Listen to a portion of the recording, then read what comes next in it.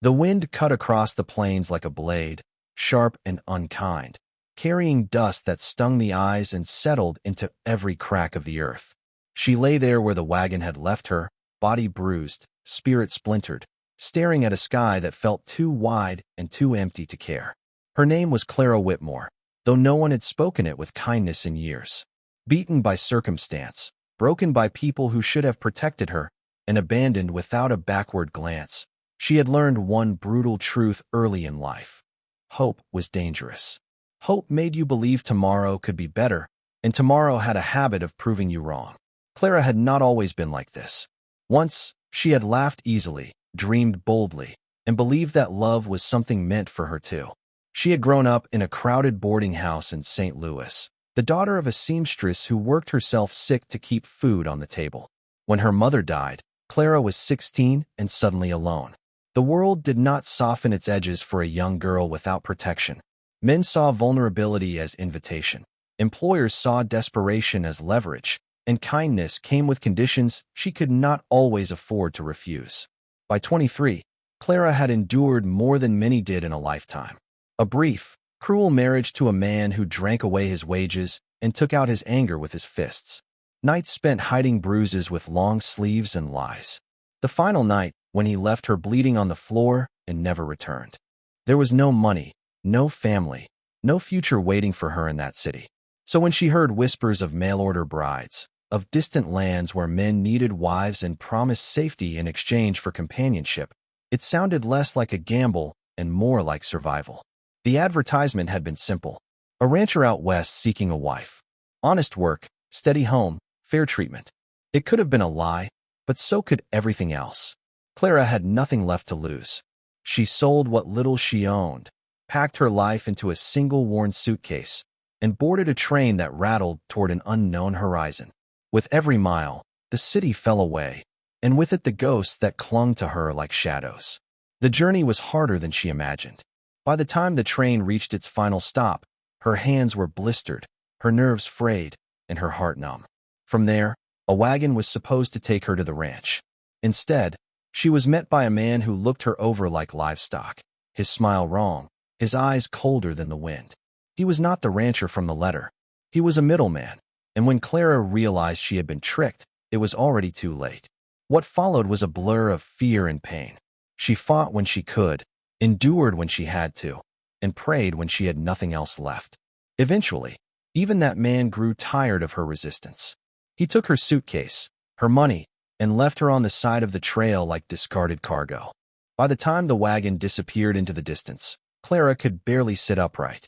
Her body ached, her face was swollen, and her heart felt hollowed out. She did not know how long she lay there. Time lost meaning under that vast sky. She drifted in and out of consciousness, wondering if this was how it would end.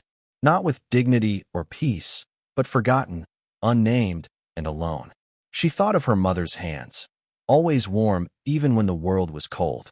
She thought of the girl she used to be, the one who believed in better endings. She wondered if she deserved what had happened to her, because sometimes pain convinces you that you do. The sound of hooves broke through her thoughts like a distant dream. At first, she thought she was imagining it. But the sound grew louder, steadier, until a shadow fell across her face. A man's voice followed, low and cautious, asking if she could hear him. Clara tried to answer, but her throat refused to cooperate. She managed a weak nod instead. The man dismounted slowly, as if afraid of startling her. He was tall, broad-shouldered, with a weathered face that spoke of long days under the sun. His eyes, though, were gentle, filled with concern rather than curiosity. He knelt beside her, careful not to touch her until she nodded again, granting permission with the smallest movement.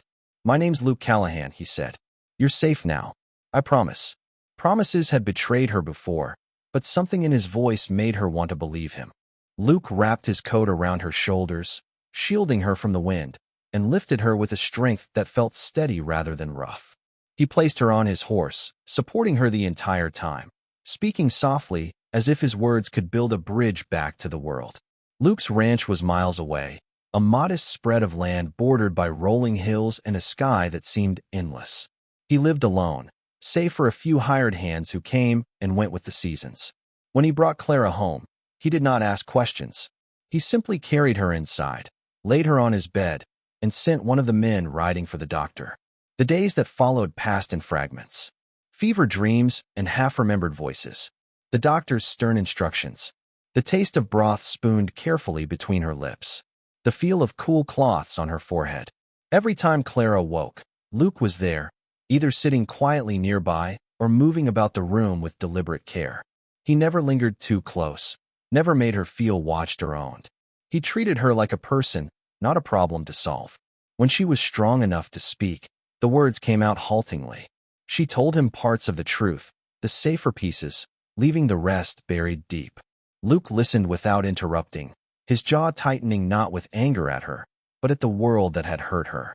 When she finished, he nodded once, as if committing something important to memory. "You don't owe me anything," he said. "You can stay here as long as you need. When you're ready, we'll figure out what comes next." It was such a simple kindness that it broke her. Clara turned her face to the wall and cried silently, shoulders shaking with grief she had never allowed herself to feel. Luke did not try to stop her. He simply stayed, a quiet presence that told her she was not alone anymore. As weeks passed, Clara began to heal. Her bruises faded, though the memories lingered stubbornly beneath her skin. She learned the rhythms of the ranch, the way the mornings smelled of dew and hay. The evenings painted the sky in colors she had never seen in the city. She helped where she could, mending clothes, cooking meals, finding comfort in small acts of usefulness. Luke treated her with an unwavering respect that confused her at first. He asked before entering a room, announced himself before coming too close, and never raised his voice. When nightmares woke her screaming, he would sit outside her door and talk about ordinary things until her breathing slowed. He never touched her unless she asked, and even then, his hands were gentle, as if he understood how fragile trust could be. Slowly, something inside Clara began to shift. The tight knot of fear in her chest loosened. She laughed one evening at something one of the ranch hands said, the sound surprising them all, including herself. She found herself looking forward to Luke's quiet company, to the way he listened as if her thoughts mattered. One night, sitting on the porch under a sky full of stars, Luke finally spoke of the letter that had brought her west. He admitted he had placed an advertisement, unsure if it was the right thing to do, but feeling the weight of loneliness pressing in on him. When Clara had not arrived, he assumed she had changed her mind or been delayed. He had ridden out that day simply to clear his head. "I never imagined," he began, then stopped, shaking his head. "I'm just glad I found you." Clara swallowed, her heart pounding. The truth hovered between them, fragile and dangerous. She told him she had come as his mail-order bride, that she had intended to marry a stranger because it seemed safer than staying where she was. Luke's expression shifted, not with anger or disappointment, but with a quiet sadness. "You deserved better than that," he said.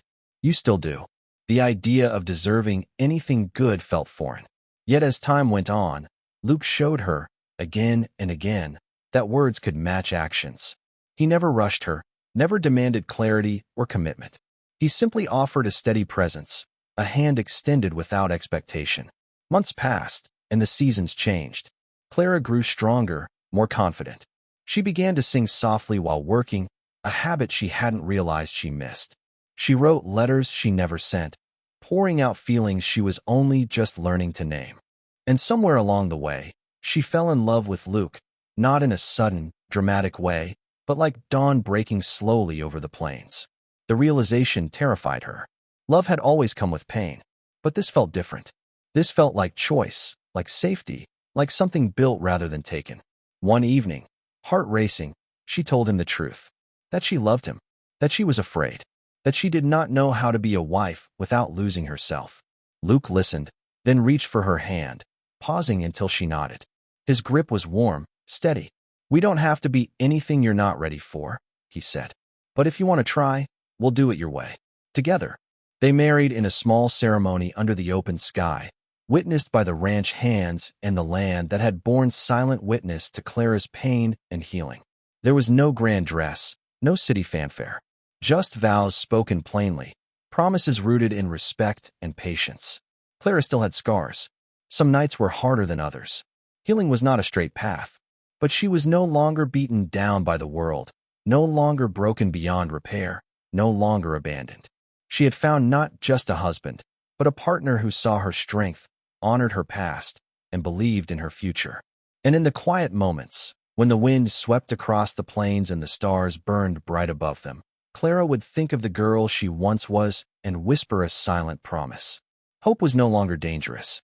Hope had brought her home.